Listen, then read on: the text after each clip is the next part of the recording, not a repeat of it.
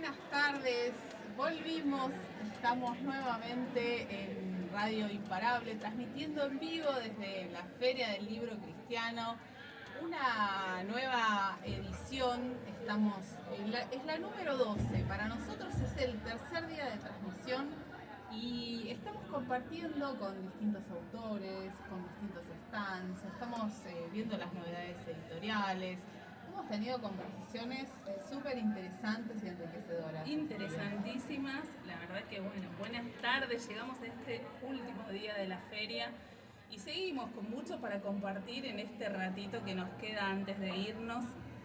La verdad que ha sido un tiempo enriquecedor, tenernos acá en la mesa, distintas personas en sus procesos de escritura, en sus vivencias, bueno, imperdible. Sí, porque atrás de un autor, detrás de un libro hay mucho trabajo, no solo, o sea, hay mucho trabajo ya para editarlo, pero el proceso previo, la cocina, cómo surge ese libro, cómo nace en el corazón, cómo es esa transición hasta que uno dice, esto que me está pasando, esto que estoy viviendo, esto que estoy volcando, es un libro, ¿no? Y bueno, hay un trabajo enorme y está bueno también conocer, a veces uno llega, no sé si te pasa, pero vas a una librería y decís, ¿y por dónde empiezo? ¿Y qué? ¿Voy por ficción o autoayuda? ¿Qué tengo que leer? ¿No? De repente es como un bloque, como la hoja en blanco, ese efecto cuando uno entra a una librería y a veces no sabes por dónde entrar. Entonces, a veces las presentaciones, las conversaciones con los autores suman un montón para, bueno, poder meterte un poquitito en ese libro, como hojearlo, pero también conversar con el autor y decir, bueno, yo esto quiero leer. Nos encantó las conversaciones que tuvimos ayer. Mucha gente se acercó a decirnos, me compré el libro de tal autor porque la verdad lo escuché y me quedé con ganas de más, ¿no? Así que bueno, la idea es eso, seguir conversando. Nos quedó un libro por fuera ayer. No pudimos tener la entrevista telefónica con el autor, Juan Manuel Montané, pero lo vamos a comentar brevemente hoy. Él escribió un libro, varios libros, pero este del que queremos hablar, su último libro, se llama Un varón aprobado por Dios, hacia una masculinidad espiritual.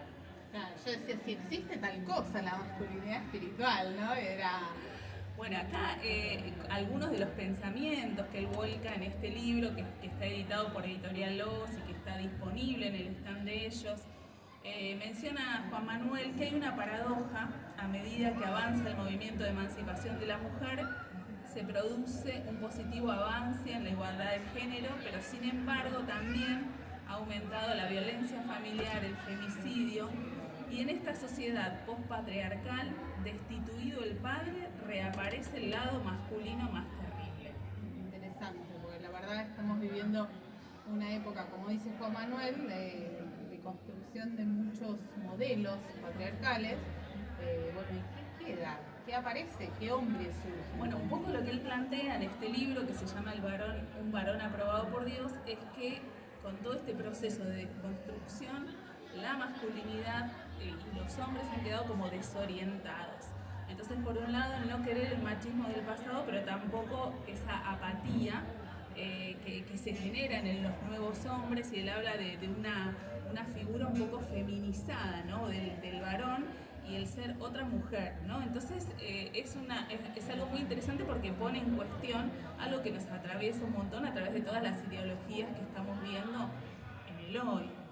Y la propuesta del propio libro es despertar a los hombres y llamarlos a vivir como siervos de su familia, de la comunidad, pero con actitudes aguerridas, ¿no? Entonces, bueno, va tratando un poco de cómo fue debilitándose la figura del hombre a partir de no saber cómo posicionarse ante el avance de las nuevas ideologías y cuál es ese plan de Dios, y ayudar a cada hombre a encontrar ese lugar en el proyecto que Dios tiene, que no es un lugar de pasividad. Eso es lo que menciona Juan Manuel en su libro.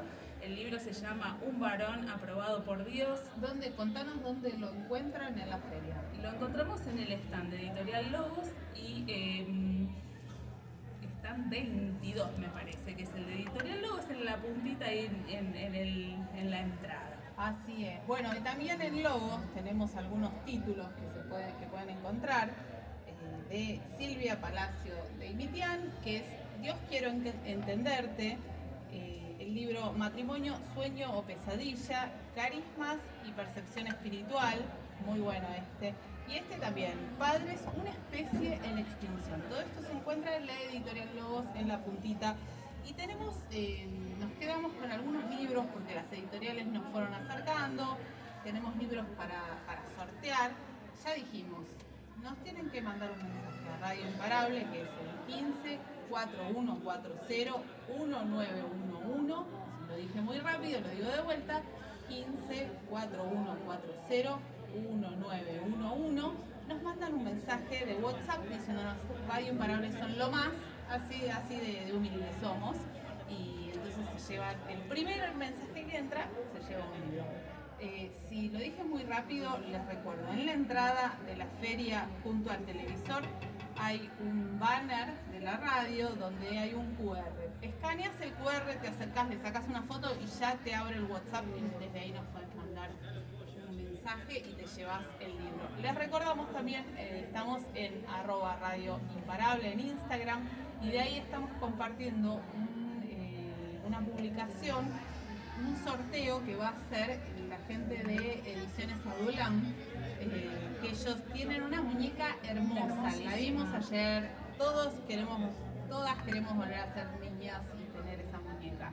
Así que los que quieran participar, nos tienen que seguir a Granjas Adulam, está todo en el posteo, entran a nuestro Instagram, @Radio Imparable, ahí se enteran cómo participar. En un ratito más tarde lo vamos a tener a Omar Gaitán conversando con nosotros y después van a sortear la gente de Adulam este libro. Así que quédense, participen, seguimos en Radio Imparable. Sí, muy bien. Bueno, y ahora con una invitada que nos está acompañando. Ella se autodefine como artesana, enfermera y narradora de la vida. Escribió Diario de una mujer normal, aventuras diarias de fe con Dios en tiempos difíciles y también una segunda parte de este diario, Huellas en el alma. 2 libros publicados por Ediciones Adulam y en ellos narra la vida misma. Le tocó atravesar dolores muy profundos y encontró en la escritura también un medio de encontrarse con ella misma y con los demás. Bienvenida, Analía, ¿cómo estás? Gracias. Hola, bueno, contenta de estar acá, especialmente de charlar. Digo, siempre es lindo compartir la vida, ¿no? Así que bueno, gracias por la invitación. ¿Por qué narradora de la vida? ¿Por qué te autodefinís así? Bueno, tuve mi proceso de vida que no sabía qué era. Siempre escribí, me di cuenta ahora o de grande que siempre escribí desde chica. Escribía la vida. Tengo una caja enorme en casa que encontré el otro día llena de cartas, papelitos eran, ¿no? Papelitos, papeles, hojas de colegio, bueno, de todo. Y eran cartas a mis amigas, cartas a mí misma, cartas a Dios. Y hoy sigo escribiendo, quizás más en profundidad. Entonces, siempre algunas personas me decían que sos escritora. Le digo, la verdad que no me siento escritora, honestamente. No porque no quiera, no me siento escritora. Y en ese proceso, digo, un día sentí que era narradora de la vida y así me autodefiní. No sé si existe, siempre digo, no sé si existe ese ítem, pero yo me siento así, no me siento escritora, pero sí narradora de la vida porque narro la vida, mi vida quizás, ¿no? Cada uno narrará su vida, contará su vida, en este caso, bueno, narro la mía y así me siento más cómoda quizás o más yo. Y vos de alguna manera lo que contás es, bueno, esto, que a través de la escritura te permitió también conocerte a vos mismo, ¿no? Esto hace el viernes conversábamos con Daniel y con Noemí, Otero, González, que ellos tienen, bueno, vos los conocés bien porque creo que has participado, te mencionaron, los talleres de escritura y cómo a veces la escritura es una herramienta de conocer al otro o de contar, pero también de conocerse a uno mismo. De repente uno pone en palabras cosas que no sabías que tenía adentro. ¿Cómo fue esta herramienta y este proceso de conocerte a vos misma a través de la escritura? Sí, yo creo que tiene multidimensiones o multifacetas la escritura, ¿no? Porque como decís, un poco sí, conocerse a uno mismo, quizás en el sentido que, o al menos a mí me pasa cuando voy escribiendo, yo no es que digo, bueno, voy a escribir esto o de este tema. Yo agarro algo, escribo y lo que sale, sale y ahí me doy cuenta que ordeno lo que tenía. Y ahí dije, esto me está pasando, ¿no? Como que sí, me voy entendiendo algo que quizás lo tenía dentro, pero que me ordena,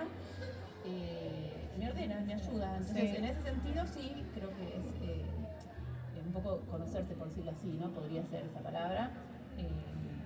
Y también para comunicarse, la expresión, creo que cualquier expresión, al menos creo yo artística, sea tanto la escritura como, no sé, la pintura, el baile, qué sé yo, el canto, toda la expresión artística tiene, para mí es muy profundo lo que se puede experimentar en todos los humanos. Rosa Montero, la escritora española, dice esto de escribir para sanar, o escribo, necesito escribirlo para sacarlo del cuerpo, ¿no? Para que pase, para que, ¿no? Es como parte del proceso de... Totalmente.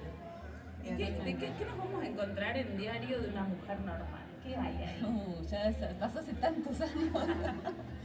Muchos años pasó de eso. Eso es básicamente una parte de mi vida que eso también, siempre empecé a escribir, no para publicar, honestamente siempre lo hacía por una cuestión de necesidad. Creo que ahí fue donde empecé a necesitar esto que vos decís, ¿no? Eva, de una necesidad personal en un tiempo por ahí de mucho dolor, porque Pablo, mi esposo, había tenido una enfermedad difícil, que para nosotros había sido muy, no sé si decir traumática, pero choqueante, inesperada, y iba contando, era mi espacio donde podía yo contar cómo iba viviendo ese tiempo, donde incluía el dolor y donde incluía también la intervención, quizás, digo yo, de Dios salvándonos cada día, ¿no? Quizás no son esas salvaciones que Dios te cambia la realidad, no te sana, no te saca del escenario, pero sí te va dando lo que uno va necesitando. Y eso, bueno, el diario es justamente todo ese proceso de enfermedad y finalmente de sanidad en el caso de él, ¿no? Pero ahí también cuento un poquitito parte de ese mismo tiempo donde mi hermana mayor sufrió una enfermedad terminal y ella sí falleció. Entonces siempre digo, ¿no? Que el resultado no es siempre el que nosotros queremos, pero aún así Dios estuvo, ¿no? Entonces es un poquito contar todo ese proceso de vida familiar, personal. Y en Huellas en el alma, un poco dice que es la parte 2. ¿Por qué es la parte 2? ¿Sigue en esta misma cadencia? Sí, en realidad sí, es como un poco la continuación de mi vida. Con respecto, un poco ahí es contar toda la parte, la transición de mi hermana de la enfermedad. Y cuando yo empecé a trabajar y a salir un poquito del contexto personal de trabajar solamente en la iglesia y salir a buscar la necesidad. Y ahí fue cuando empecé, un día dije, tengo que salir afuera, tenemos que salir a mostrar el amor de Dios afuera, ¿no? Y dije, ¿cómo hago, Señor? Y me acuerdo que me levanté una mañana y me fui a caminar por mi barrio y encontré un lugar que se llamaba Centro de Día y dije, hay un lugar cerca de mi casa que, digo, voy a ver qué se puede hacer. Fue como muy difícil para mí porque fue romper en mí algo que yo digo, ¿cómo voy a hacer eso? ¿Cómo voy a salir? ¿Qué voy a hacer? ¿A dónde voy a ir? Pero estaba súper decidida internamente. Y me acuerdo que ese día di vueltas en una plaza y no me decidía entrar al lugar por vergüenza, hasta que en un momento dije, lo hago. Y golpeé, me acuerdo que en un centro de día de gente con discapacidades mentales, adultas, y le dije a la persona, creo que era el director, que era una vecina que quería venir a ayudar. Muy loco, muy loco. Y lo más loco que me dijeron que sí. Y yo encima no era profesional en ese momento de la salud y lo que hice fue ofrecer mi ayuda en la pintura, ¿no? Hablando un poquito de lo que es la impresión, quizás yo era lo único que hacía, yo me dedicaba a la pintura decorativa y lo que yo podía ofrecer era pintar con las personas, pero mi objetivo, no oficial digo yo, era mostrarle el amor de Dios a otras personas, ese era mi objetivo. Así que fue todo, contar un poquito toda esa experiencia, primero de romper esto, ¿no? Que yo tenía de comodidad, que no era una comodidad que yo soy cómoda, pero de salir un poco de la estructura personal, decir me animo a salir y Dios me acompañó, porque tuve 2 años ahí trabajando, fue una experiencia preciosa, de estar con personas con discapacidades mentales severas, que podíamos hacer ciertas, no un moto, pero se podía trabajar con pintura, pero aparte fue más que la pintura, que era la excusa, era el compartir, ¿no? La vivencia de encuentro, yo digo siempre lo que más valoro es el encuentro con las personas.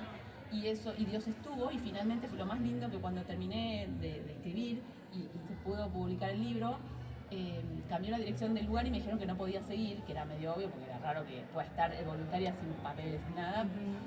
y pude entregarle a cada uno de los profesores que yo había trabajado el libro, y fue un testimonio precioso para mí al menos, ¿no? Y qué sé yo, después no supe de ellos, pero fue como que se cumplió un ciclo, ¿no? Donde Dios me había permitido estar ahí, salir para afuera, mostrar el amor de Dios en acción y no en palabras, que después las palabras tal vez estaban, pero era como eso, que la gente entiendo que también necesita, basta de palabras nada más, necesita ver el amor de Dios. Y ese fue como mi primer paso, y ahí está la recopilación un poquito de todo ese proceso. Qué interesante. ¿Y cómo surge ahí, o después de eso surge la idea de la enfermería? ¿Cómo surge en vos esto?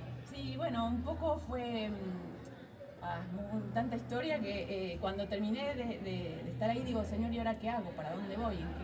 ¿Qué puedo hacer afuera? ¿No? Siempre hablando de afuera de la iglesia. Y me acuerdo que un día estaba en mi casa y entré a la computadora y googleaba lugares, qué sé yo, me ponía a buscar y encuentro, no sé cómo, porque ya ni sé cómo pasó, una página que decía Hospice Madre Teresa, que yo ni sabía lo que era. Bueno, me puse a leer, qué sé yo, y decía que era una casa donde atendían a personas con enfermedades oncológicas avanzadas y necesitaban voluntarios para ir a limpiar en una casa que, como la casa, eso se maneja de voluntarios y gratuitamente para los pacientes o huéspedes, que lo llaman así, se maneja con voluntarios que cada uno tiene su tarea. Limpiamos baños, otros cocinaban, otros, todo lo que hace hacer una casa. Es como una casa que hay que mantenerla, entonces se mantiene de esa manera. Así que, y es una casa donde va a vivir alguien que está atravesando...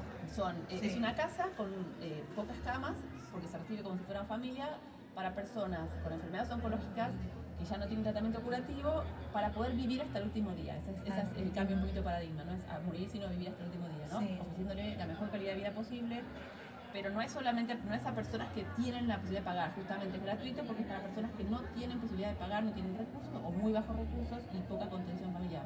Claro.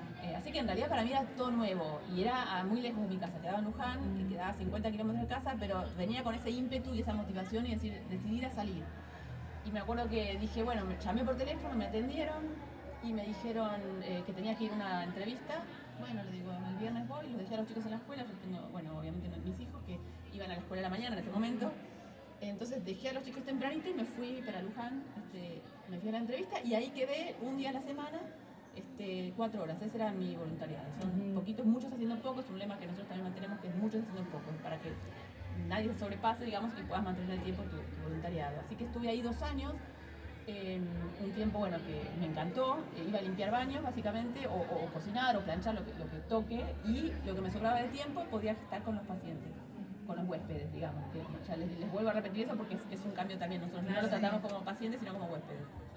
Y un día estando ahí, dije, yo esto no lo voy a poder sostener mucho más tiempo porque era muy lejos, y ¿por qué no hacer algo así cerca de casa? O sea, en mi barrio, porque es, digamos, no había, digamos, no es algo que exista en muchos lados. Claro.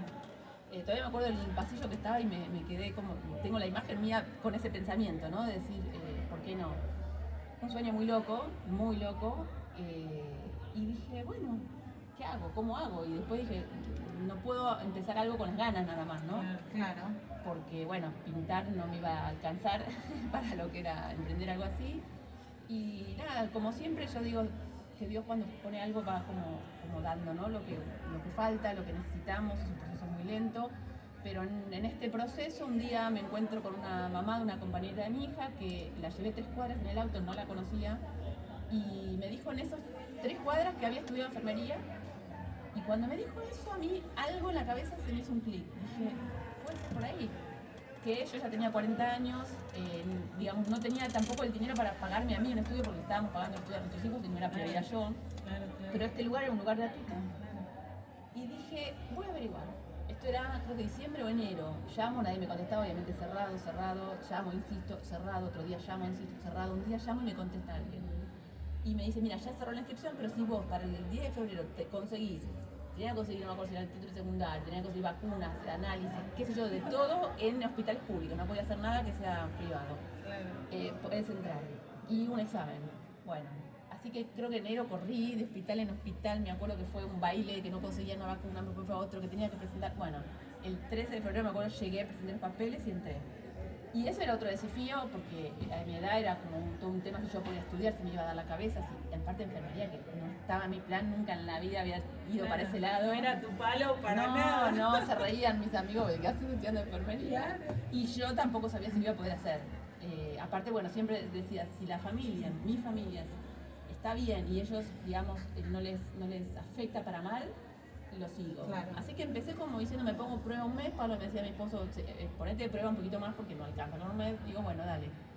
Y cada mes era como más, o sea, súper feliz estaba. O sea, Sí. me encantaban las materias. Mi familia estaba más feliz que antes, así que eso fue como, yo Bueno, estudiaba bien. cuando ellos estudiaban, obviamente, pero siempre era, bueno, dejarlos ir a estudiar, correr a buscarlos.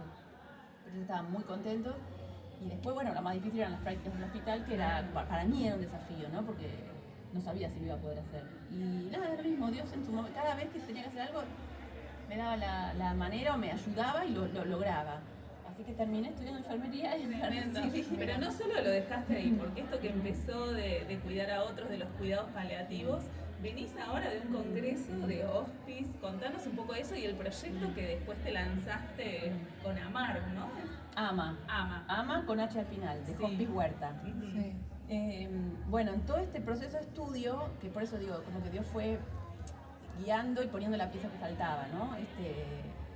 En el segundo año creo que estuve en un hospital, en un año estuve en el hospital de Posadas, en otro año estuve en el hospital Moreno, que es un hospital también público en la zona oeste, y cuando estaba haciendo mis prácticas veo un cartel que dice cuidados paliativos, que justamente el hospice lo que hace es atender a través de cuidados paliativos.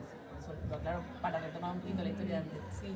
Y cuando vi ese cartel dije, acá golpeo. Así que fui, golpeé la puerta y hice lo mismo. Dije, quiero ayudar, ¿puedo? Y me abrazaron, creo. Me acuerdo que dijeron, nunca nadie vino a decir esto. Bueno, ahí nos estás dando una gran idea, ¿eh? Cuando algo se mueve adentro, cuando el Señor te guía, golpear y decir quiero ayudar, que algo va a pasar, según lo que te pasó. Yo digo, lo que sí, creo que lo más difícil es eso, es uno romper con eso, ¿no? Con Y ese- además salir como de la estructura de las iglesias, ¿no? Porque uno Totalmente. está acostumbrado a Totalmente. trabajar y ayudar dentro de la estructura de la iglesia, ¿no? Como dentro de ese... Y bueno, ¿qué pasa cuando abrís otra puerta y bueno, es otro Totalmente. camino, ¿no? Es otro camino que yo creo que tienen que estar todos los caminos. O sea, Totalmente. no creo que haya algo que sí es mejor que otro. Sí tienen que estar todos, pero me parece que en mi visión, en mi experiencia, nos falta salir más. O sea, Claro. yo sentí eso muy fuerte y hoy mismo yo es decir, creo que como iglesia tenemos que abarcar más afuera. Y yo una vez sentí muy fuerte, toda la vida estuvimos acompañando necesidades de quienes se acercaban, de quienes estaban, hasta que un día entendí que la necesidad no puede esperar que venga, tenemos que salir a buscarla. Claro. Y les digo que o sea, hay un montón de necesidad. O sea, el tema después es cómo hacer con todo eso, por eso es todo un desafío, ¿no? Aprender, capacitarse, estudiar, para hacer las cosas bien, ¿no? No ¿Qué hacer fuiste a todo. hacer a Córdoba? ¿Qué te encontraste allá? Y bueno, un poquito el tema de las capacitaciones, todo que te digo, de seguir estudiando, de seguir capacitándose. Cada tanto, bueno, todos los años hacen congresos especiales de cuidados paliativos, ¿no? Que no solamente los hospices atienden cuidados paliativos, sino que hoy es ley, deberían todos los hospitales tener un equipo de cuidados paliativos, que lo que hace es un trabajo impresionante, porque atiende a no solamente enfermedades oncológicas, sino enfermedades crónicas, que no tienen curación, sí muchos tratamientos que hacen que justamente tengas una mejor calidad de vida, y paliativos, lo ideal es que acompañe a esa persona no solamente en el final de la vida, ¿no? Que es lo que muchos creen que paliativos es para el final. No, paliativos, lo ideal sería que te acompañe en el mayor tiempo posible del proceso de enfermedad, porque te acompaña atendiendo a la persona y no a la enfermedad. Claro. Es otra cosa diferente, ¿no? Y atiende multidisciplinariamente con un equipo justamente interdisciplinario, que atiende todas las dimensiones de la persona. Y bueno, este congreso fue justamente juntarnos con médicos, enfermeros, trabajadores sociales, psicólogos, psiquiatras, voluntarios de Argentina y de otras partes del mundo. Así que fue como muy rico, muy nutritivo. Bueno, salís como más motivada. ¿Y cómo surge en ustedes la idea de crear AMA? Y si querés contarnos qué quiere decir estas siglas y cómo lo pensaron o cómo lo sintieron, a veces uno lo siente antes de pensarlo. Sí, bueno, también tiene una historia, yo digo, muy particular. Siempre dijimos que si yo le decía a Dios que si era una idea de Él, que se haga cargo. porque es muy pretenciosa, por decirlo así, y obviamente que no me daba el cuero a mí, ni, digamos, es muy difícil empezar algo, más acá en Argentina, obviamente, donde la situación económica tampoco es fácil. Así que siempre fue esta propuesta, Dios, vos mandá, y yo sigo, yo no tengo problema en nada, o sea, yo a esta altura es como que voy donde quiera, me meto donde quiera, no me importa, no tengo miedo, pero vos adelante. Y bueno, estuve en el hospital que les conté, Moreno, un tiempo ayudando con la parte de arte, porque yo no estaba recibida, entonces no tenía matrícula, entonces lo que hacía era ir a visitar a los pacientes paliativos, hacer lo que pueda de arte, pintura, escritura, que fue hermoso ese tiempo, porque aprende uno mucho de los pacientes, o sea, es muy loco porque uno realmente salís como muy enriquecida con mucho aprendizaje y ese fue un tiempo de mucha capacitación también, porque aunque no hacía paliativos, o sí, quizás no como profesional de la salud, pero sí compartía mucho tiempo con ellos y con el equipo de salud, porque yo los seguía a todos lados, entonces estaba como muy atenta para aprender, para escuchar. Y en ese tiempo escucho que hay una capacitación, un taller de duelo en otro hospice que se llama Buen Samaritano, que está en la localidad de Pilar, y me voy para allá, un taller sobre duelo, que era también interesante porque, bueno, obviamente el que fallece queda la familia que está en duelo y hay que acompañar. Y fuimos ahí, cuando llegamos ahí con una amiga dijimos, acá nos quedamos. Y ahí empezamos también a ser voluntarios en ese hospice, que fue nuestro hospice, yo decía, hoy es nuestro hospice mentor, nuestro hospice maestro. Estuvimos, bueno, de limpiar las casas, baños, y después empecé a colaborar en lo que es domicilio, con enfermeras médicos, acompañar en domicilio, en hospital, y hacer todas las áreas para aprender, digamos, cada área. Sí. Bueno, y a su vez yo seguía en el hospital de Moreno y vino la pandemia. La pandemia, obviamente nos sacaron obviamente todos porque no era bueno que estemos. El hospice de Pilar se cerró, digamos, por un tiempo también. Y bueno, ¿qué hacemos, señor? O sea, nada podíamos hacer, supuestamente. Un día recibí un llamado de una médica del hospital que me propone armar un grupito para poder acompañar a pacientes de COVID por vía telefónica. Entonces yo le dije, mira, la verdad que déjame pensarlo porque no sé si estoy capacitada, déjame que lo piense. Así que entré a llamar a gente para averiguar, para que me asesoren, para ver si se podía, si no, qué tenían que necesitar legal, ¿no? Bueno, toda una cuestión para no hacer nada apurada. Bueno, finalmente le dije que sí, formamos un grupo de 6 personas voluntarias que seguíamos a pacientes con COVID vía telefónica. Y fue bueno, porque eso fue un acompañamiento que parezca poco es un montón. Y en medio de esos pacientes aparece un paciente que se llamaba Víctor, que tenía cáncer y que también lo acompañaba uno de los voluntarios. Y este chico era un chico de Bolivia que había venido a Argentina para tratarse de su enfermedad y ellos tenían muy bajos recursos, no tenían casi dinero, o sea, vivían en un lugarcito que habían prestado muy chiquitito y nos pedían un poquito más de ayuda, nos pedían un poco de ropa, algo de comida, así que bueno, nos juntamos los que estábamos en esto y dijimos, ¿qué hacemos? O sea, porque también todo había que hablarlo porque era un tiempo donde no se podía mucho salir.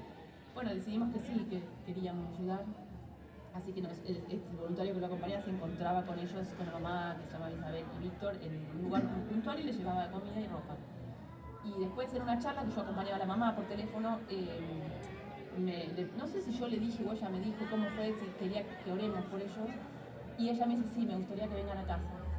Así que otro desafío, y bueno, dijimos que sí, obviamente, y ahí fuimos los 3, Pablo, mi esposo, yo y el otro chico y yo. Nos fuimos a ver a esta casucha que tenían, porque era una casucha muy precaria. Bueno, eso fue tremendo lo que se vivió ahí, porque él ya estaba muy debilitado, ya, digamos, su cáncer estaba súper avanzado, ya no había mucho más por hacer. Y estuvimos sentados, no me acuerdo cuánto tiempo, él hablando, contándonos que su enfermedad lo había sanado, una cosa muy loca, que él había vivido muy mal su vida y que lo había llevado a Dios, la enfermedad lo había conectado con Dios y él se sentía espiritualmente sano. Así que bueno, que él quería volver a su país para poder fallecer allá, porque él había dejado un hijo allá y su familia, y él quería contarle a su familia todo lo que él había vivido, ¿no? Así que dijimos, ¿qué hacemos? Así que nos pusimos a orar, porque nosotros no teníamos obviamente un mango tampoco en ese momento, no éramos organización, no éramos nada. Y oramos para que puedan conseguir los pasajes.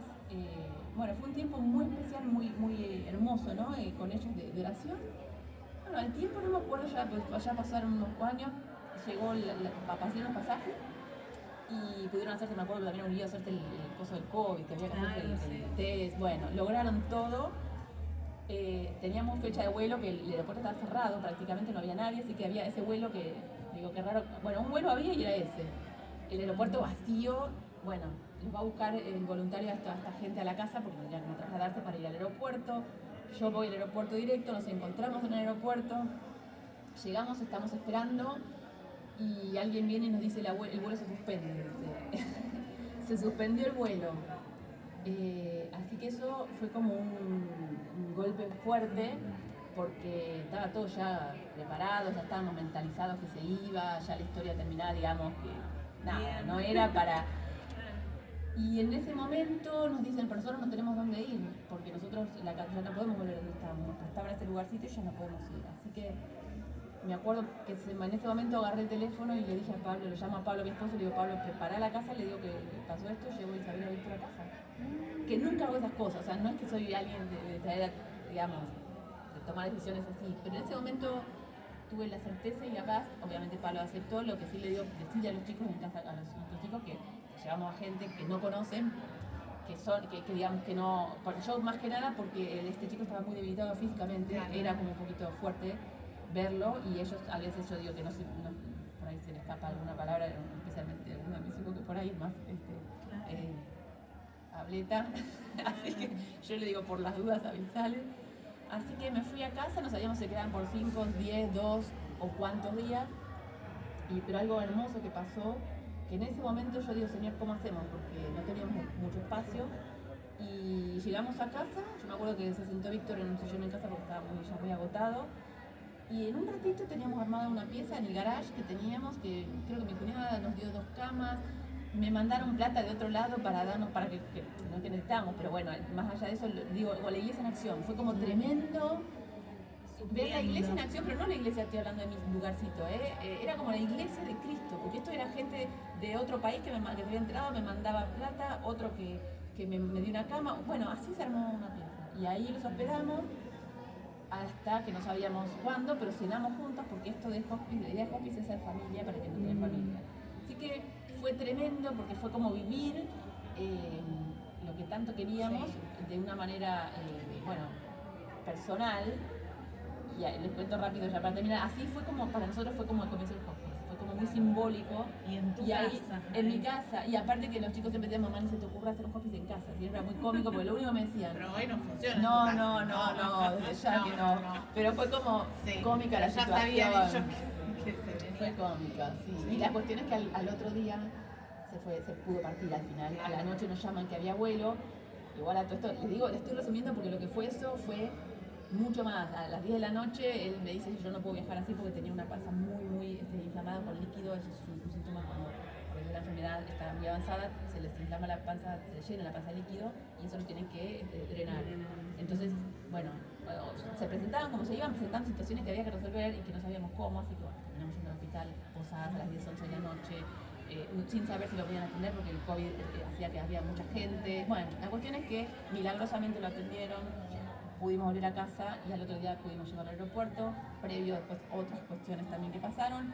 Digo todo esto porque cuando uno se decide también a hacer cosas, a servir a Dios y a jugarse por algo, no es fácil, digo, porque uno parece que idílico, que hermoso, que suerte. No. O sea, requiere mucho esfuerzo, requiere decisión, requiere compromiso, requiere cansancio, porque me acuerdo que terminamos agotados, pero con un gozo que nunca hasta ese momento había tenido. O sea, yo me acuerdo cuando lo dejamos en el aeropuerto y lo hacemos todo para que él pueda ser asistido con una silla, con gente y demás.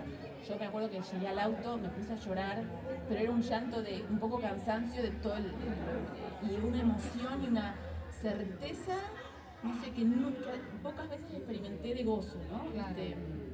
Así que eso fue como muy, para nosotros muy simbólico. Claro, y además como que cómo se encuentra uno con el Señor mismo en esas situaciones de dolor extremo y decís, estuve enfermo y me recibiste, viniste a mí, ¿no? Entonces hay como un misterio profundo ahí. Totalmente. Es un misterio, sí, porque si uno lo dice por ahí es muy difícil que se entienda, pero hay que experimentarlo, pero lo que yo digo es, se la pierden. Porque digo, además, cuando... claro, estamos acostumbrados, somos una sociedad que le huye al dolor, Totalmente. ¿no?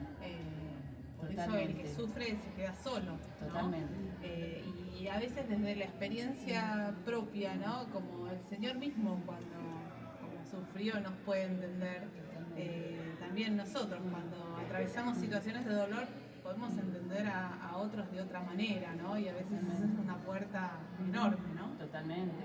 Sí, igual también digo que lamentablemente deberíamos como iglesia no esperar a que nos llegue el momento de sufrir para acompañar, porque creo que nuestro rol de iglesia es acompañar y ahí creo que tenemos que crecer mucho. Pero bueno, sí, obviamente que el dolor también te hace mirar con otra mirada, para la redundancia, al dolor del otro, ¿no? Y quizás te hermana, no sé si mirar, pero sí te hermana y puedes entender que no necesitas decir nada más que estar. Y eso es quizás el secreto que a veces tanto decimos qué hacer, no sé qué hacer, no hay que hacer nada, hay que estar.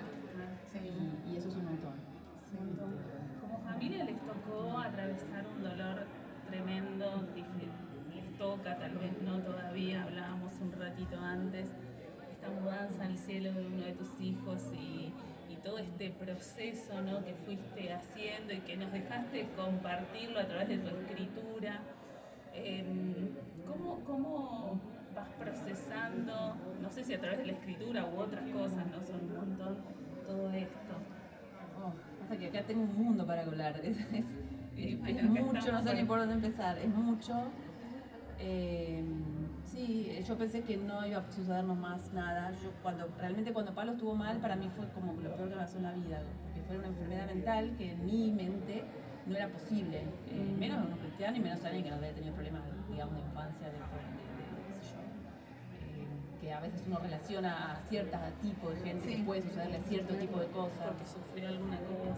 Claro, no, ya me di cuenta que nadie escapa a nada, ¿no? O sea que eso también es un buen aprendizaje, todos somos humanos y ninguno está exento de nada.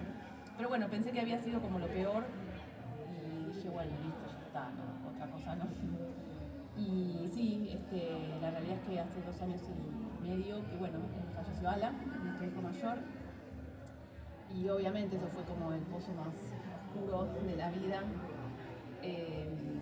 Digamos, sí, como dijiste, todavía estamos en un proceso, no es un proceso nada corto ni nada fácil, y muy duro y de mucha soledad también, porque vos bien dijiste, nos cuesta acompañar el dolor y hay ciertos tipos de dolores que quizás son más difíciles de acompañar porque nosotros le tememos a los temas también, porque nos confronta con nuestra propia muerte, nos confronta con nuestro propio sufrimiento, entonces bueno, solemos huir y igualmente también creo que es un tiempo también de soledad por propia elección, porque uno necesita esa soledad.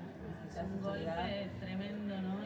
Sí, procesar sí. Sí, yo me acuerdo algo que vos escribiste, ¿no? Esto de estoy triste o estoy viviendo todo esto, pero no me muevo rápido de esta tristeza porque quiero elaborar, quiero masticar todo esto, porque también sé así que un día esto va a significar algo o significa hoy mismo. Y que esa tristeza también, por ahí no se tiene que ir, o sea, por eso digo, estamos más acostumbrados a querer sacar la tristeza y querer sacar todos los sentimientos supuestamente no agradables como si no sirvieran. En realidad, es lógico que vamos a estar tristes. ¿Cómo no vamos a estar tristes? ¿Cómo no vamos a estar profundamente pasó algo, tristes? nos atravesó, claro. Entonces, me acuerdo que yo soñaba a veces, y a veces me levantaba con ciertas palabras en la cabeza. No tuve muchos sueños, pero sí algún que otro sueño que era muy significativo. Y me acuerdo que soñé, cuando escribí algo de eso de la tristeza, que no me la saquen, que es mía, que no me pidan que no esté triste, que la tristeza es mía y mi tristeza es Alan, es mi hija, ¿cómo no está triste y la quiero? O sea, mirá, muy loco, porque soñé que alguien me quería sacar, creo que era, no sé, lo soñé muy simbólico como alguien que yo estaba peleando con alguien que quería sacármela. Y me levanté como, y eso me hizo muy bien, porque yo eso no es que dije, lo inventé en el sentido que es un proceso que vas procesando. Entonces fue como levantarme y escribí eso y me hizo muy bien. Ya está, no me la saquen, déjenmela. Y al principio sí, la tristeza no me permitía como moverme, ¿no? Era una tristeza total que no podíamos casi hacer otra cosa y invadía todo. Yo digo, hoy la tristeza sigue estando, no es que se fue, pero la acomodé y está. Y comparte lugar con el resto de los sentimientos, ¿no? Hay alegrías también, quizás también proporcionalmente al nivel de la tristeza en cuanto a la alegría, en dimensión, digo, porque la alegría pasa a ser tan grande cuando la tristeza es tan grande, en el sentido de, por ejemplo, cuando estoy con mis hijos, realmente yo la alegría que siento hoy es 10 veces mayor que la que tenía antes, que era una mujer que agradecía por mis hijos y era feliz, pero hoy, no sé, es como se dimensiona lo normal, lo natural. Yo agarro, bueno, no soy de estar apretándolos todo el tiempo, pero hoy los toco y nos decimos mucho más que nos decíamos, pero a cada rato, te quiero, todo lo que creemos, sentimos, lo decimos en palabras es como que eso, se dimensiona mucho más la alegría y la tristeza está, no te voy a negar, y de hecho tengo días muy, muy feos y hay días que me voy para atrás y tengo bronca, y sí, tengo de todo, pero también me pasó eso con Dios, que me sentí como que pude tener un Dios que me aceptaba todo, yo no tuve que decir, como estar como, ay no, a ver si le digo esto, no, o sea, una libertad tan grande que sentí con Dios de decirle todo lo que sentía y que obviamente que me decía, "Estás bien". No me retaba porque yo decía, ¿cómo pasó esto? ¿Cómo pasó esto?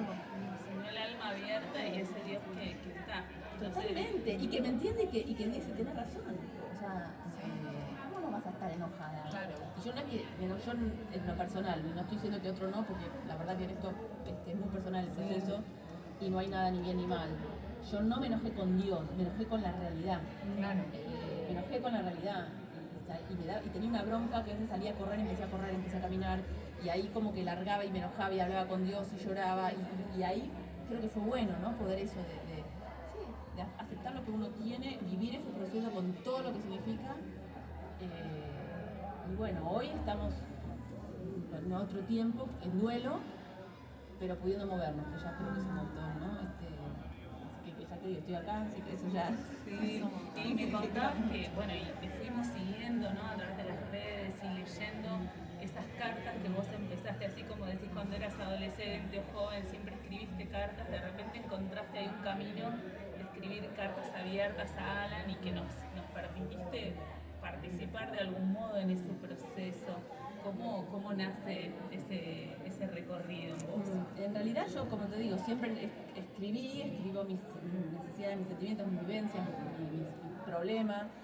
Y cuando yo acompañaba a personas justamente en duelo, siempre en los cursos me decían, las personas necesitan hablar de la persona que falleció, como una teoría, ¿no? Yo la sabía, entonces eso digo para saber cómo acompañar, que hay que escuchar, que hay que aprender a escuchar y bueno, ser paciente en que la persona te hable mucho de la persona que falleció. Y claro, yo me di cuenta que yo también necesitaba hablar, o hablar a otros de Alan, o hablar con Alan, o sea, hablar con Alan. Mi manera fue escribiéndole cartas, integrándolo a mi realidad. Y me di cuenta que yo lo necesitaba, una necesidad. Mi manera, como yo escribía, obviamente me resultó a mí mi manera de que él pueda participar, entre comillas, ¿no? De mi proceso. Quizás es la manera de ir desprendiéndonos humanamente, ¿no? Hoy también tengo otra mirada y hoy se me amplió la vida, digo, y de justo venía al congreso que se habla mucho de sufrimiento. En la primera vez, digamos, no sé si en Argentina, pero el tema de los cuidados paliativos no abarcan la parte espiritual, porque entiendo que la parte espiritual no es una dimensión más, sino que somos espirituales, somos espíritu y el resto de las dimensiones, y eso contiene el resto de las dimensiones, ¿no? Como que una diferencia muy grande entre que somos espirituales, somos físicos, somos, bueno, la parte psicológica, social, no. Somos seres espirituales que abarca todas las otras dimensiones, la física, la psicológica, la emocional. Entonces, escuchar también en un montón de gente que la espiritualidad, digamos, como algo súper importante y básico en el ser humano, por eso también fue como, me pareció fantástico que se empiece a hablar primero de espiritualidad en un ámbito sanitario, donde normalmente no está contemplado, ¿no? Donde totalmente. Así que algo medio internacional sí, el congreso. No, para mí fue fantástico porque aparte, yo digo, Dios hace estas cosas, Dios nos regala cosas de chapa, porque no era mi proceso en el medio, ¿no? Con todo esto, entonces cuando yo digo, ahora se me amplió la vida, porque toda la parte invisible, ¿no? Que a mí no la noto tan lejana, todo no sé cómo expresarlo, ¿no? Pero siento hoy, lo digo hoy recién, esto no lo decía antes, pero hoy, después de ir como esto, de ir entendiendo, de ir como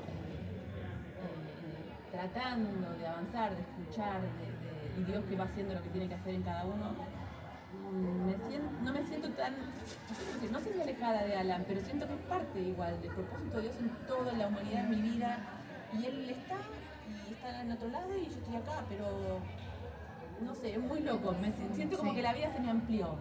Antes era el cielo, como que yo hablaba del cielo como algo muy utópico, como algo sí, el cielo, qué sé yo, el día que todos tenemos del cielo. Hoy lo integro y aparte estamos trabajando con personas que parten y fallecen, digamos, muy seguido.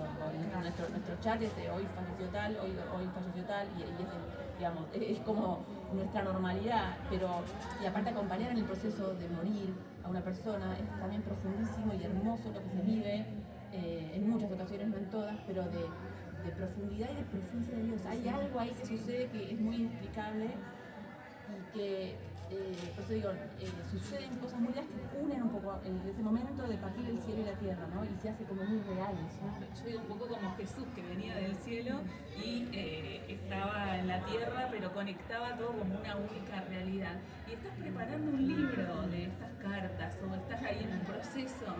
Sí, en realidad, sí, es más un proceso personal, una necesidad personal. No era la idea, pero en estos meses últimos me surgió como esa necesidad de tener algo simbólico, ¿no? Creo que también, yo necesito a veces lo simbólico, esto de ver.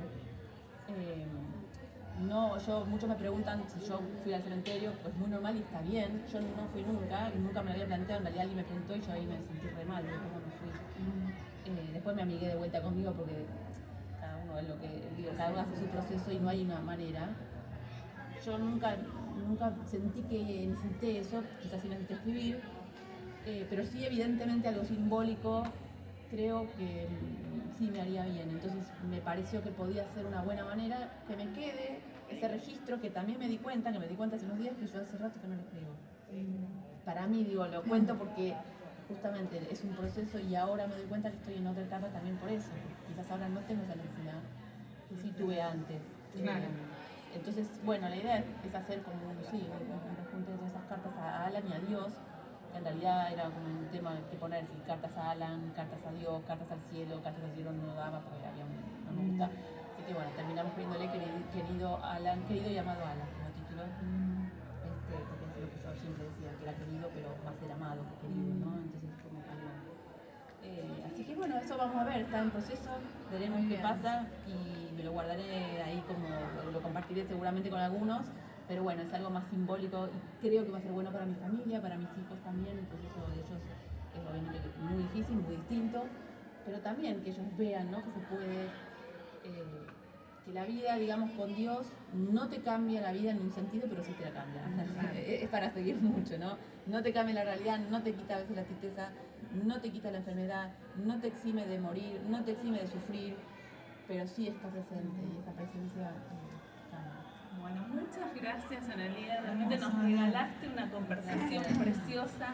Te queremos muchísimo, nos conocemos desde hace tanto y muchas gracias por haber estado acá con nosotros. Gracias a ustedes, un placer, mamá. Muy bien, muchas gracias, Ana. Bueno, conversamos con Analía Dúo, ella es autora, está presente en la feria, está con nosotros y nosotros seguimos transmitiendo. No se vayan porque todavía tenemos más de Radio Imparable, quédense con nosotros un ratito más.